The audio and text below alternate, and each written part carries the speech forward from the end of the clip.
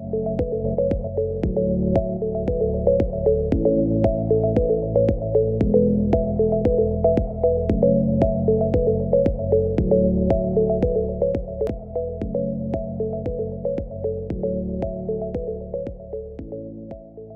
really just wanted to do two things really in the time that I have. So I'm kind of speaking as, in some ways with two hats on, one as an international lawyer and another then as an educator.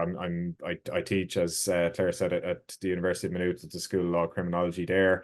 And I'm also involved in Academics for Palestine and a number of other groups in the higher education sector. And like probably a lot of the sectors that we're all in, there have been various the debates and struggles and contestations going on around, the response or the lack of response and the inadequacy of the response of the institutions and the universities, particularly in our context. And so I'm happy to speak about that. But I also have, the particular context of my own students and their interests as well. So the first part, the international law part, I'll just try and say a little bit just in kind of response to the theme of, we need to speak about Gaza, how international law can be one useful language for speaking about it, about Gaza, particularly about Palestine more generally. One of a number of languages, and not by any means to say it's the only or the most useful, but it has particular value in certain senses, which I'll try and touch on. And then the second part then is more broadly around, in response to that question of we need to speak about Gaza, to think about why it is that we need to speak about Gaza. Why is it so important, not just for, the rights of Palestinians themselves, but for all of us as humanity and global society more broadly, and why in particular we shouldn't be afraid to speak about Gaza or about Palestine, and to just maybe offer a couple of thoughts and tools on that as well, because I know it is obviously there are fears and concerns and sensitivities that people have. So okay, so on the first part, in terms of the language, what I've called there on the slide, the language the utility of the language of international law. So I suppose one broad thing I would say is, because of how contentious some of the debates and the discourse around Palestine is, it can be, we can get lost in a lot of back and forth in terms of, moral debates, political debates, and so on. And so in one sense, what international lawyers will say is that, the language of international law, the rulings that we have, the documents that we have from institutions and courts of international law give us, as much as it can be possible, give us a detached, independent view of the situation, and can be useful to kind of extract in that sense some sense from in understanding it. And so I've just put a load of different phrases and concepts on the slide there. Like I said, Talha has covered a lot of it, particularly in relation to human rights and humanitarian law. The first kind of set there, if we think about from the, I suppose, the positive freedom and rights and emancipatory point of view from the Palestinian perspective, we can talk about, how Palestinians do, like all peoples, have human rights. That includes a right to self-determination, that all peoples have. The International Court of Justice and various UN bodies have been very clear that the Palestinians do have a right to self-determination in international law, that this idea that they can be kept indefinitely under external foreign military occupation, that, doesn't have any validity or legitimacy from an international law perspective.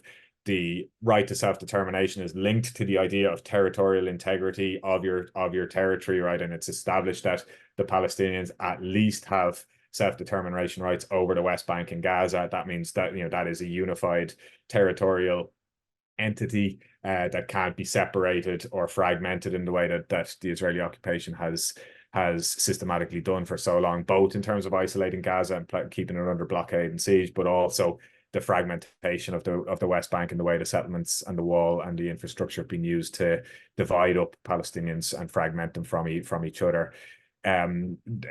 Mary spoke a lot about water, and sovereignty over natural resources is another element of the rights that people have under international law as part of their self-determination, as part of their control over their own economic affairs and over their own resources. That's very definitively set out in a number of UN resolutions and documents. And so all this to say, I suppose, that, there's lots of legal resources there that give support to these concepts. The right to return of Palestinian refugees is also enshrined in UN resolutions, and no matter what Israel may say about it, there is a comprehensive right of return for all Palestinian refugees, including the successive generations, because they have been a displaced population for so long now. We're into the fourth generation of Palestinian refugees, but they all are defined legally as Palestine refugees, covered by the work and the mandate of the UNRWA agency, and have that inalienable right to return to their homeland. So that's all, in terms of the protection of the positive rights of Palestinians. We have a lot then in terms of what's prohibited under international law. We've heard about war crimes and other forms of violations of humanitarian law, so I won't repeat that in terms of what's permitted and not permitted in the conflict context. But there are, from a broader kind of public international law point of view, we have prohibitions, very clear prohibitions on annexation of territory, which Israel has violated in the way that it's formally annexed parts of Jerusalem, informally or unofficially, but very much in practice annexed large swathes of the West Bank. The prohibition of things like collective punishment, we can see very starkly in Gaza over the last number of months. And Shane Darcy, some of you may know, professor from the Human Rights Centre in Galway, who's written books on collective punishment and studied collective punishment for many years, and he was writing earlier in the context of the war on Gaza before Christmas that this is, of all of the histories and examples of collective punishment that he's studied over the course of his career, that what's happening in Gaza at the moment is by far the most egregious and extreme violation of that prohibition on collective punishment. So it's I was struck by, on Mary's video earlier, we had the big illegal word flashing up on the screen and over the picture of the settlement, and that's again one of the areas under international law where there's absolutely no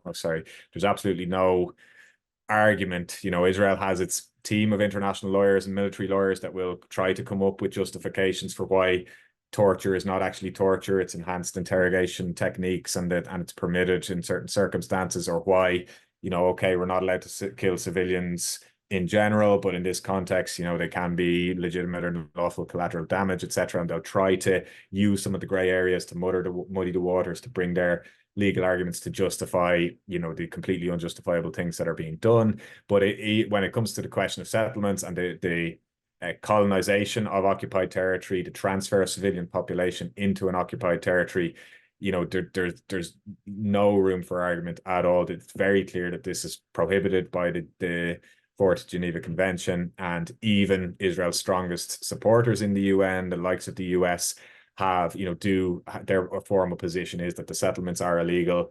We have UN Security Council resolutions, and some of the few many of you probably know that the US has a tendency to veto any criticism or condemnation of Israel that comes up in a UN Security Council resolution. But as recently as 2016, we had, we have a strong resolution from the UN Security Council that the US didn't oppose, which again reiterates that the settlements are absolutely illegal and must be dismantled. And so we have, strong and clear kind of language on a number of these elements that we can refer to and use if there is any attempts in spaces that we're in, discussions we're having to try to complicate things or contest things, that we have this body of materials. And I'm happy to share UN documents. I'm not sure how much people want to get into the weeds of all the legalistic materials and terminology, but I'm happy to share some resources that might be useful. And the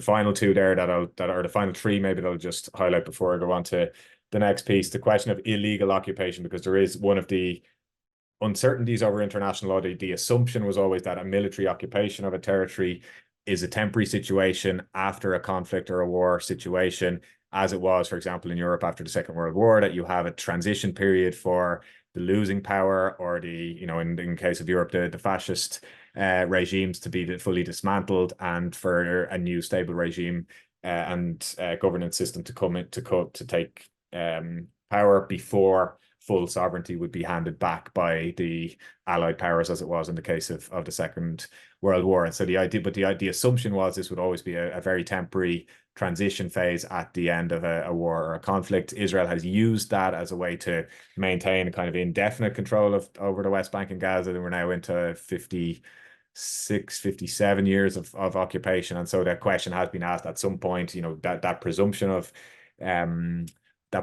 of temporariness has to be, questioned. And because of how long the occupation has gone on, because of how extensive the settlement construction has been, and because of these elements of apartheid as well that the Amnesty report and others have highlighted so meticulously, you have, this question that is now, some of you may have seen the hearings last week that was being discussed in the International Court of Justice, where the UN General Assembly has asked the court to rule on the legal consequences of the occupation going on for so long, with all of the structural domination and discrimination that's involved in it. And so we'll likely have an advisory opinion from the International Court of Justice later this year to say something to the effect, most likely that the occupation has become illegal or has elements of illegal colonization and annexation and systematic racial discrimination as part of it, and has to be dismantled.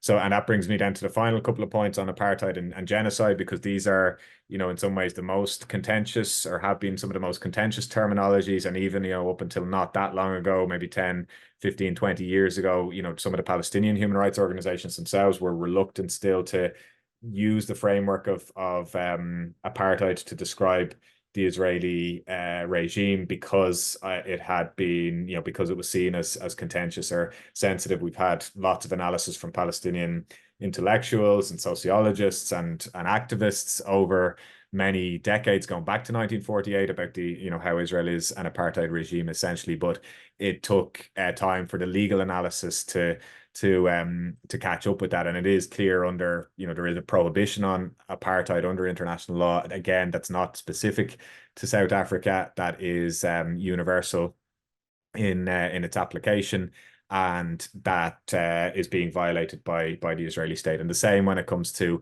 genocide. We have the Genocide Convention. The image there is the South African legal team at the International Court of Justice in that separate case that they've brought against Israel for committing genocide in the context of Gaza over the past number of months. I'm happy to speak more about that in the questions if people are interested. But there we have already a provisional ruling from the International Court of Justice, as you probably know, that has said that it is plausible that Israel is perpetrating a genocide in Gaza, and therefore has to refrain from doing so, prevent its military from continuing to do so. And that gives a lot of, that language from the International Court of Justice as the supreme judicial body in the UN system gives a lot of weight and legitimacy to what, Palestinians would have been saying for a long time, that there is a genocidal intention and campaigns on the part of Israel to eliminate or erase the Palestinian people. But, again, people would have been wary of using that language because of the sensitivities, because of the certain forms of kind of gatekeeping around what can be defined as genocide and what can't,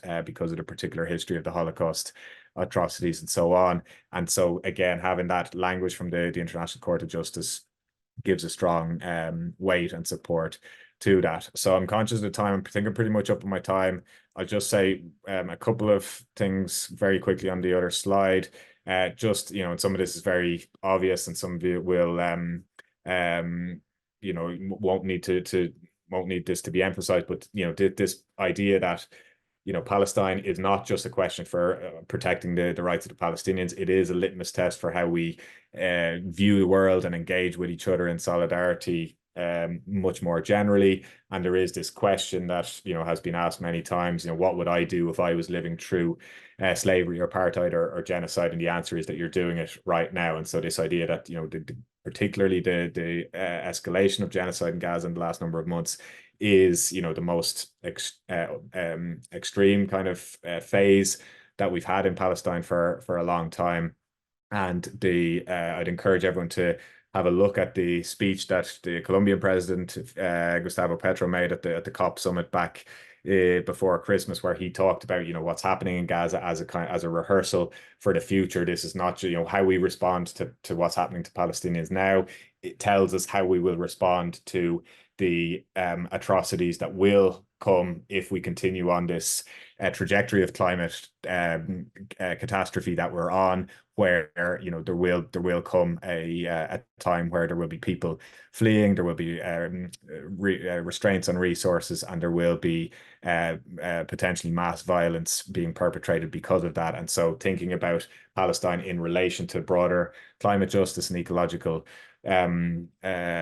struggles and so on. And so I had a couple of points as well, which I'll maybe, you know, if people want to hear more about just how we can respond and some of the tools that we have to respond to the attempts to silence and clamp down and restrict people speaking about Palestine on the last couple of points there. But I'm conscious of the time. I better stop now. Thanks very much.